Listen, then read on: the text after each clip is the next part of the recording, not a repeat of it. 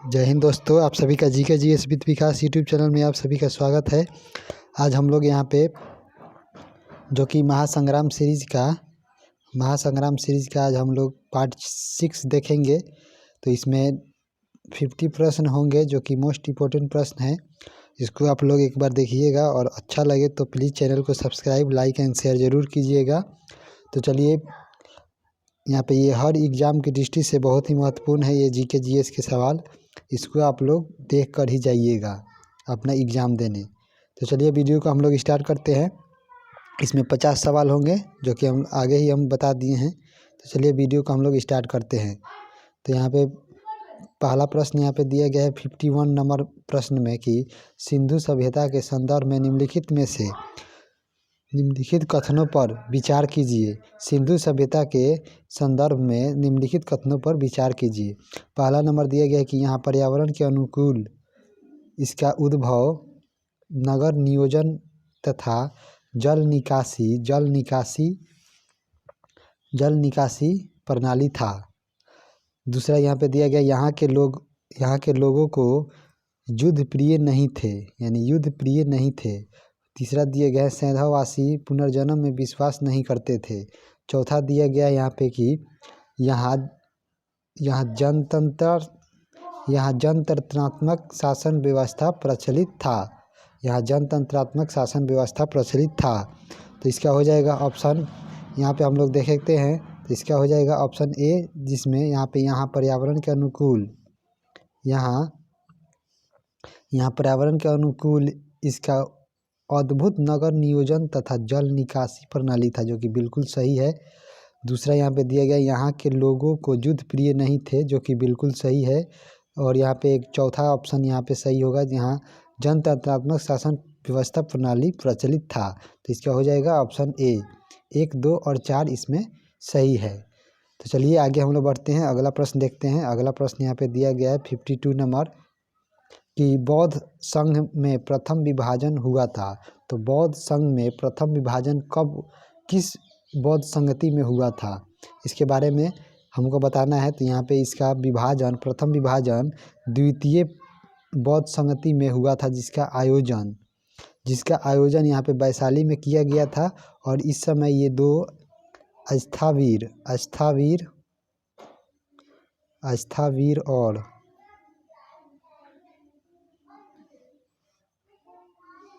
यहाँ अस्थावीर और महासांधिक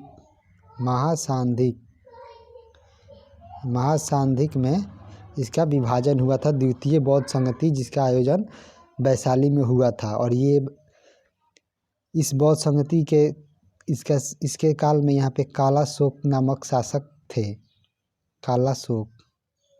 कालाशोक के काल में ये बौद्ध संगति आयोजन किया गया था।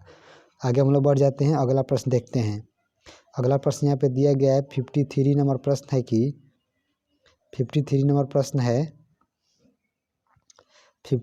प्रश्न यहाँ पे दिया गया है कि चंद्रगुप्त मौर्य के समय प्रांतों की संख्या 4 थी, जबकि अशोक के समय प्रांतों की संख्या बढ़कर प्रांतों की संख्या 5 हो गई। इसमें पांचवा प्रांत कौन था? तो इसका हो जाएगा ऑप्शन डी, यहाँ पे कलिंग, जिसे कलिंग युद्ध में अशोक के 13 शिलालेखों में 13वें शिलालेख में अशोक ने कलिंग युद्ध की चर्चा किया है। यही सबसे न्यूनतम था। इसमें पहला यहाँ पे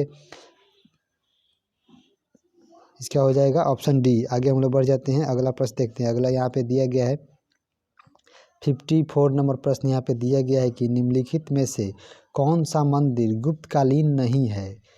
इसमें कौन सा मंदिर गुप्तकालीन नहीं है? तो इसका हो जाएगा ऑप्शन ए, मोढेरा का सूर्य मंदिर, जो कि गुजरात में है। ये चालुक्यों के द्वारा ये निर्माण किया गया है।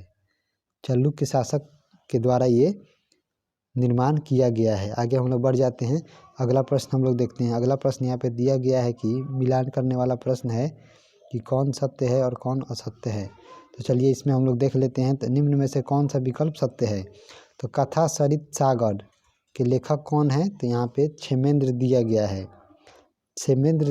है। जो कि ये गलत है। रामचरितमानस यहाँ पे तुलसीदास दिया गया है, जो कि रामचरित यहाँ पे तुलसीदास, ये भी गलत है। नीतिसार यहाँ पे कादम्बक दिया गया है। नीतिसार यहाँ पे कादम्बक दिया गया है, जो कि बिल्कुल सही है। और हर्षचरित यहाँ पे हर्षवर्धन नहीं होगा, हर्षवर्धन के बारे में इसमें जानकारी थी, लेकिन यह हर्षचरित यहाँ पे बाण भट्ट के द्वारा ये लिखा गया था। बाण भट्ट के द्वारा ये लिखा गया था, तो इसको आप लोग याद रखिएगा। आगे हम लोग बढ़ जाते हैं और अगला प्रश्न यहाँ पे दिया गया है 56 नंबर है प्रश्न की, अलाउद्दीन खिलजी की आर्थिक नीति की व्यापक जानकारी का स्रोत है। तो अलाउद्दीन खिलजी की आर्थिक नीति का व्यापक जानकारी का स्रोत कौन सा है? तो इसका हो जाएगा ऑप्शन यहाँ पे डी हो जाएगा यहाँ पे तारीख़ फिरोज शाही, ये जियाउद्दीन बर्नी के द्वारा ये लिखा गया है। और ये इसमें अलाउद्दीन की आर्थिक नीति की चर्चा इसमें बहुत ही अच्छे ढंग से किया गया है।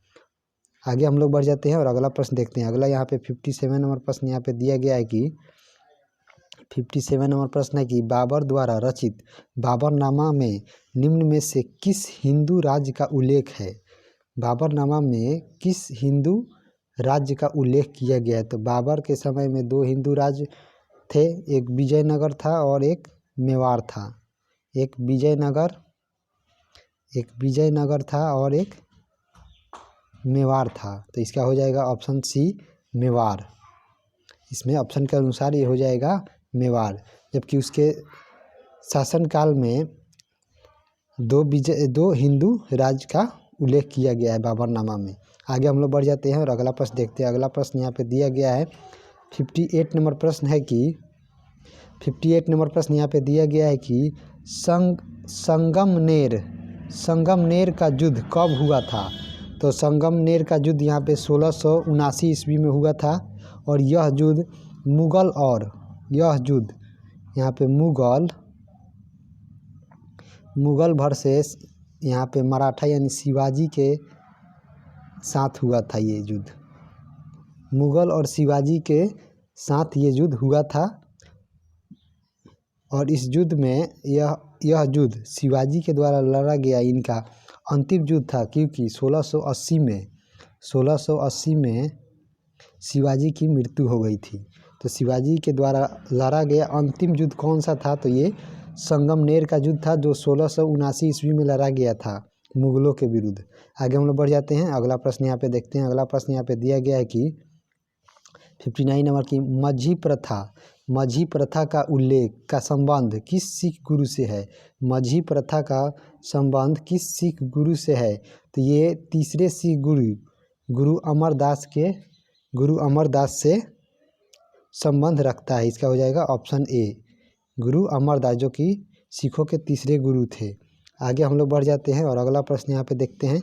अगला यहाँ पे 60 नंबर प्रश्न यहाँ पे दिया गया है कि 60 नंबर यहाँ पे प्रश्न दिया गया, निम्नलिखित में से कौन सा कार्य लॉर्ड रीडिंग से संबंधित है? यानी कौन सा कार्य जो लॉर्ड रीडिंग से संबंधित है? तो इसमें हम लोग देख लेते हैं। तो इसमें दिया गया है कि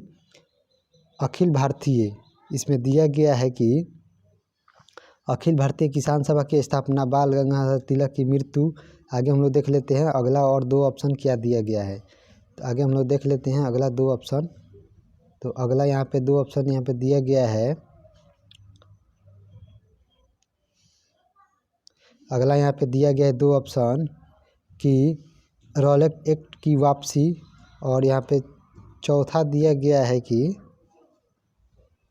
यहाँ पे दिया गया है कि वायसराय की कार्यकारिणी परिषद में सत्येंद्र प्रसाद सिन्हा की नियुक्ति। तो इसका हो जाएगा ऑप्शन सी 1919 के रॉलेट एक्ट की वापसी।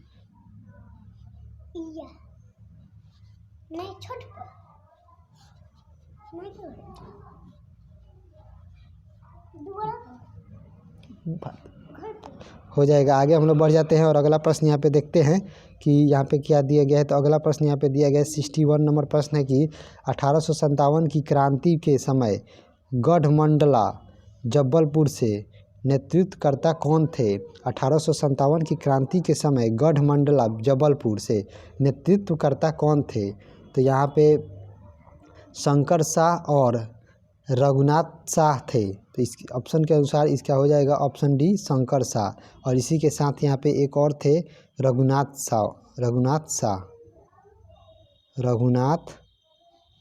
शाह, ये भी इसके साथ शामिल थे। आगे हम लोग बढ़ जाते हैं और अगला प्रश्न देखते हैं। 62 नंबर प्रश्न यहाँ पे दिया गया है कि 62 नंबर यहाँ पे प्रश्न दिया गया है कि किस निम्न में से कौन सा विकल्प असत्य है? कौन सा विकल्प यहाँ पे गलत है? कौन सा विकल्प इसमें गलत है, इसके बारे में हमें देखना है। तो यहाँ पे पहला दिया गया है यूनाइटेड इंडियन कमेटी, इसका दिया गया है WC बनर्जी। इसमें दिया गया है WC बनर्जी, जो कि बिल्कुल सही है। अगला दिया गया देव समाज। तो देव समाज के संस्थापक यहाँ पे SN अग्निहोत्री यानी शिव नारायण अग्निहोत्री थे, ये भी सही है। तीसरा दिया गया ईस्ट इंडियन एसोसिएशन। तो ईस्ट इंडियन एसोसिएशन इसकी यही इसमें गलत हो जाएगा। ईस्ट इंडियन एसोसिएशन की स्थापना यहाँ पे दादा भाई नौरोजी के द्वारा ये किया गया था। ये दादा भाई नौरोजी के द्वारा ये किया गया था। और यही इसका हो जाएगा सही आंसर। और यहाँ पे पूना सार्वजनिक सभा ये MG ननाडे के द्वारा किया गया था। आगे हम लोग बढ़ जाते हैं, अगला प्रश्न देखते हैं। अगला प्रश्न यहाँ पे दिया गया है 63 नंबर प्रश्न कि बंगाली समाचार पत्र के संस्थापक कौन थे? तो बंगाली समाचार पत्र के संस्थापक गिरीश चंद्र घोष थे, आगे हम लोग बढ़ जाते हैं। अगला यहाँ पे प्रश्न दिया गया है, इसके बारे में हम लोग देखते हैं। अगला यहाँ पे प्रश्न दिया गया है कि 64 नंबर यहाँ पे प्रश्न दिया गया है कि गांधी-दास पैक्ट संपन्न हुआ था कब? गांधी और CR दास के बीच जो पैक्ट संपन्न हुआ था वो कब हुआ था? तो इसका हो जाएगा ऑप्शन ए नवंबर 1924 में इसका ये हुआ था। और सितंबर 1932 में यहाँ पे पूना पैक्ट हुआ था, जो कि BR अम्बेडकर और गांधी जी और BR अम्बेडकर के बीच ये हुआ था। ये गांधी जी और BR अम्बेडकर के बीच हुआ था पूना पैक्ट। आगे हम लोग बढ़ जाते हैं और अगला प्रश्न देखते हैं। अगला प्रश्न यहाँ पे दिया गया है 65 नंबर प्रश्न है कि कानपुर षड्यंत्र केस के लिए कानपुर षड्यंत्र केस किस आंदोलन के नेताओं के विरुद्ध था? तो कानपुर के जो षड्यंत्र हुआ था वो जो षड्यंत्र हुआ था उसमें किस आंदोलन के नेताओं के कौन से आंदोलन में जो नेता भाग लिए थे उनके विरुद्ध ये किया गया था? तो इसका हो जाएगा ऑप्शन सी साम्यवादी आंदोलन। ये साम्यवादी आंदोलन प्रकार के नेताओं के विरुद्ध ये कानपुर षड्यंत्र केस हुआ था। आगे हम लोग बढ़ जाते हैं। अगला यहाँ पे 66 नंबर प्रश्न दिया गया है कि विश्व के सबसे प्राचीन वलित पर्वत निम्न में से कौन सा है? विश्व के सबसे प्राचीन वलित पर्वत निम्न में से कौन सा है? तो इसका हो जाएगा ऑप्शन सी अरावली है, जो कि सबसे प्राचीन वलित पर्वत का उदाहरण है। आगे हम लोग बढ़ जाते हैं और अगला प्रश्न देखते हैं। अगला यहाँ पे दिया गया है 67 नंबर प्रश्न की लैंडफॉल द्वीप अवस्थित है। तो ये कहाँ स्थित है? तो इसका हो जाएगा ऑप्शन ए अंडमान निकोबार द्वीप समूह में ये लैंडफॉल द्वीप स्थित है। अगला यहाँ पे दिया गया है 68 नंबर प्रश्न की जुक्को घाटी किस राज्य में है? तो जुक्को घाटी यहाँ पे नागालैंड में स्थित है। इसका हो जाएगा ऑप्शन डी नागालैंड में स्थित है। आगे हम लोग बढ़ जाते हैं और अगला प्रश्न यहाँ पे देखते हैं। अगला प्रश्न यहाँ पे दिया गया है 69 नंबर प्रश्न है। अगला यहाँ पे दिया गया है 69 नंबर प्रश्न, इसको हम लोग देख लेते हैं। तो अगला यहाँ पे 69 नंबर प्रश्न है निम्नलिखित में से कौन सा एक पूर्ववर्ती नदी का उदाहरण नहीं है? कौन सा एक पूर्ववर्ती नदी का उदाहरण नहीं है? तो पूर्ववर्ती नदी यहाँ पे पूर्ववर्ती नदी वो नदी होती है जो अपना रास्ता स्वयं बनाती है, जो रास्ता अपना स्वयं काट छाट के पहाड़ों को बनाती है। तो वे पूर्ववर्ती नदी का उदाहरण होता है, जो अपने एक ही मार्ग पे हमेशा चलती रहती है। और तो इसमें सिंधु शामिल है, सतलज शामिल है, ब्रह्मपुत्र शामिल है, जबकि सोन नदी इसमें शामिल नहीं है। यही पूर्ववर्ती नदी का उदाहरण नहीं है। आगे हम लोग बढ़ जाते हैं, अगला प्रश्न देखते हैं। अगला यहाँ पे दिया गया है 70 नंबर प्रश्न है कि 70 नंबर यहाँ पे दिया गया है कि मृदा स्वास्थ्य कार्ड योजना, मृदा स्वास्थ्य कार्ड योजना का प्रारंभ हुआ है। मृदा स्वास्थ्य कार्ड योजना का प्रारंभ कहाँ से हुआ है? तो इसका हो जाएगा ऑप्शन सी, राजस्थान से मृदा स्वास्थ्य कार्ड योजना का प्रारंभ किया गया है। आगे हम लोग बढ़ जाते हैं और अगला प्रश्न हम लोग देखते हैं। अगला यहाँ पे 71 नंबर प्रश्न दिया गया है कि निम्नलिखित में से कौन सा उष्णकटिबंधीय सदाबहार वनस्पति का उदाहरण नहीं है? कौन सा उष्णकटिबंधीय सदाबहार वन का उदाहरण नहीं है? तो इसका हो जाएगा 71 का ऑप्शन बी, सॉल वृक्ष। ये उष्णकटिबंधीय सदाबहार का नहीं है, ये पर्णपाती वन का उदाहरण है। आगे हम लोग बढ़ जाते हैं और यहाँ पे 72 नंबर प्रश्न हम लोग देखते हैं। तो 72 नंबर यहाँ पे दिया गया है कि 72 नंबर प्रश्न यहाँ पे दिया गया है कि त्वरित सिंचाई लाभ कार्यक्रम की शुरुआत कब से हुई है? त्वरित सिंचाई लाभ कार्यक्रम की शुरुआत कब से हुई है? तो इसका हो जाएगा 72 का हो जाएगा 2001 से इसका प्रारंभ किया गया है। इसको आप लोग याद रखिएगा। आगे हम बढ़ जाते हैं, अगला प्रश्न हम लोग देखते हैं 73 नंबर प्रश्न है कि असत्य विकल्प को चुनना है। असत्य कौन सा है? तो इसमें सबरीगिरी परियोजना किस नदी पे है? तो ये कक्की नदी पर दिया गया है 73 का, जो कि बिल्कुल सही है। यहाँ पे श्रीशैलम परियोजना, जो कि यहाँ पे गोदावरी पे नहीं होगा, ये कृष्णा नदी पर है। श्रीशैलम परियोजना कृष्णा नदी पर है, इसको आप लोग याद रखिएगा। रानी लक्ष्मीबाई बांध ये बेतवा नदी पर है, जो कि बिल्कुल सही है। किसाऊ परियोजना टोंस नदी पर है, जो कि बिल्कुल सही है। तो इसमें असत्य को चुनना था, तो ये ऑप्शन हो जाएगा बी, श्रीशैलम परियोजना यहाँ पे कृष्णा नदी पर है, जबकि इसमें दिया गया है गोदावरी नदी। आगे हम लोग बढ़ जाते हैं, अगला प्रश्न यहाँ पे दिया गया है 74 नंबर की ट्रिटिकेल्स निम्न में से किन दो के बीच एक संकर या क्रॉस है? ट्रिटिकेल निम्न में से किन दो के बीच का संकर यानी क्रॉस है? तो इसका हो जाएगा 74 का ऑप्शन डी, गेहूं और राई के बीच का ये संकर यानी क्रॉस है। आगे हम लोग बढ़ जाते हैं, अगला यहाँ पे हम लोग देखते हैं 75 नंबर प्रश्न हम लोग देखते हैं। तो यहाँ पे 75 नंबर यहाँ पे प्रश्न दिया गया है कि नोवामुंडी लौह अयस्क क्षेत्र किस राज्य में स्थित है? नोवामुंडी लौह अयस्क किस राज्य में स्थित है? तो नोवामुंडी लौह अयस्क क्षेत्र यहाँ पे झारखंड में स्थित है। यहाँ पे अगला प्रश्न देखते हैं 76 नंबर प्रश्न दिया गया है कि कमलांग बाघ अभयारण्य अवस्थित है। कमलांग बाघ अभयारण्य अवस्थित है, तो कमलांग बाघ अभयारण्य कहाँ स्थित है? तो इसका हो जाएगा ऑप्शन सी, अरुणाचल प्रदेश में ये अवस्थित है। कमलांग बाघ अभयारण्य अरुणाचल प्रदेश में अवस्थित है। आगे हम लोग बढ़ जाते हैं और अगला प्रश्न देखते हैं। यहाँ पे अगला प्रश्न यहाँ पे दिया गया 77 नंबर प्रश्न यहाँ पे दिया गया लानोस घास स्थल किस देश में स्थित है? तो लानोस घास स्थल यहाँ पे वेनेजुएला में स्थित है। आगे हम लोग बढ़ जाते हैं, यहाँ पे 78 नंबर प्रश्न दिया गया है कि लावनी किस राज्य का लोक संगीत है? तो लावनी यहाँ पे महाराष्ट्र का लोक संगीत है।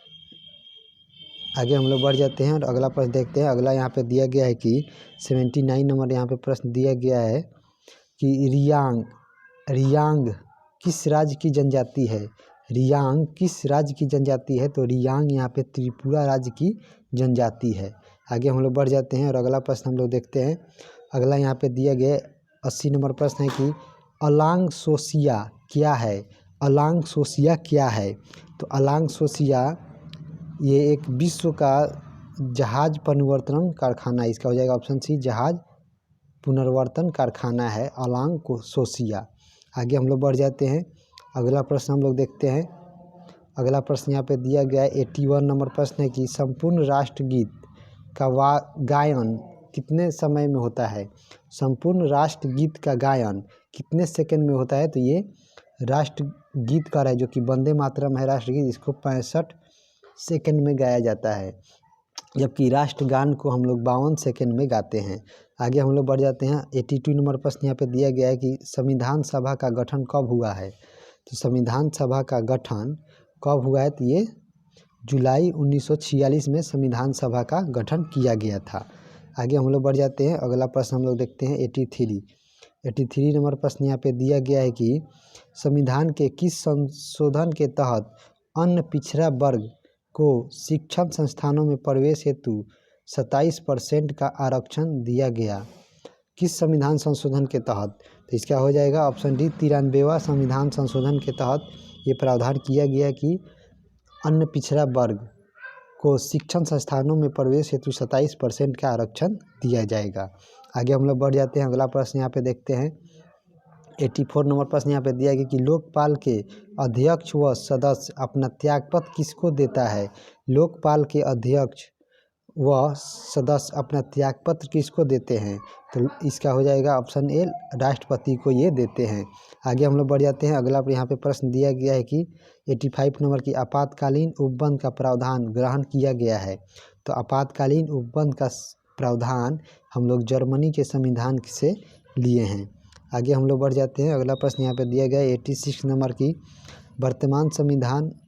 वर्तमान समय में क्रीमी लेयर का मापदंड क्या है? तो क्रीमी लेयर का इसमें मापदंड है कि 8 लाख से अधिक उनका इनकम नहीं होना चाहिए।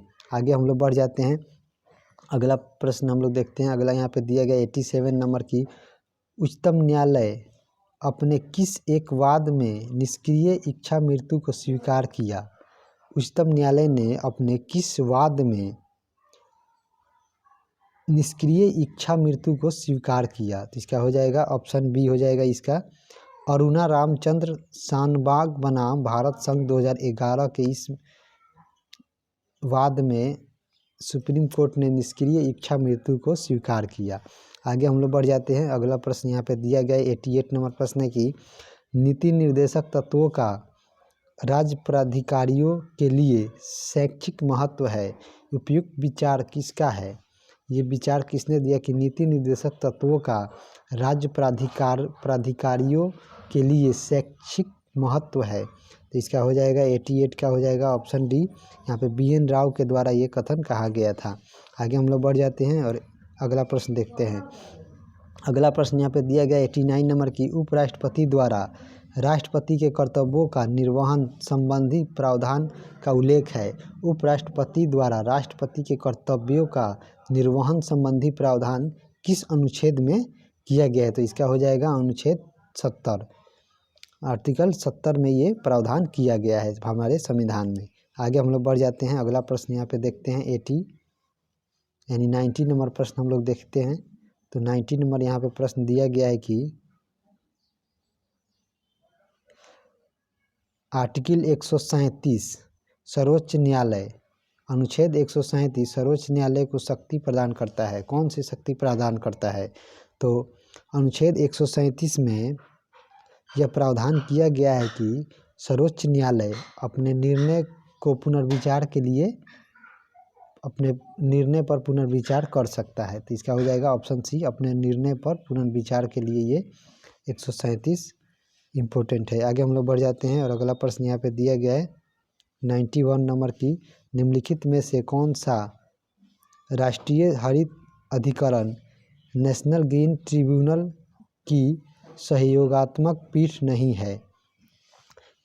इसमें बताना है कि NGT जो कि हमारे ग्रीन ट्रिब्यूनल हैं NGT यह किसकी सहयोगी इसका सहयोगी पीठ किस स्थान पर नहीं है? तो इसका हो जाएगा ऑप्शन ए ऑप्शन हो जाएगा डी यानी दिल्ली में इसका कोई भी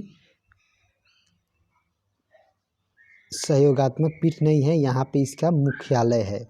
इसको आप लोग याद रखिएगा। आगे हम लोग बढ़ जाते हैं। अगला प्रश्न यहाँ पे दिया गया है 92 नंबर प्रश्न है कि निम्नलिखित में से किस प्रश्न का विषय लोक महत्व का होता है? निम्नलिखित में से किस प्रश्न का विषय लोक महत्व का होता है? तथा इस पर पूरक प्रश्न पूछा जा सकता है। इस पर पूरक प्रश्न पूछा जा सकता है। तो इसका हो जाएगा ऑप्शन सी हो जाएगा यहाँ पे। अल्प सूचना वाले प्रश्न पर लोकहित का महत्व होता है और इस पर पूरक प्रश्न भी पूछा जा सकता है। आगे हम लोग बढ़ जाते हैं। 93 नंबर प्रश्न यहाँ पे दिया गया है कि महिला सशक्तिकरण समिति में कितने सदस्य होते हैं। महिला सशक्तिकरण समिति में कितने सदस्य होते हैं, तो इसमें 30 सदस्य होते हैं। आगे हम लोग बढ़ जाते हैं। अगला यहाँ पे 94 नंबर प्रश्न दिया गया है कि नदी बोर्ड अधिनियम का गठन का वर्ष है। नदी बोर्ड अधिनियम का गठन किस वर्ष में किया गया था। तो नदी बोर्ड अधिनियम का स्थापना 1956 में किया गया था। इसका हो जाएगा ऑप्शन ए 1956 में। आगे यहाँ पे दिया गया 95 नंबर प्रश्न है कि 1955 में बीजी खेर की अध्यक्षता में गठित भाषा आयोग की समीक्षा के लिए बनी समिति के अध्यक्ष कौन थे।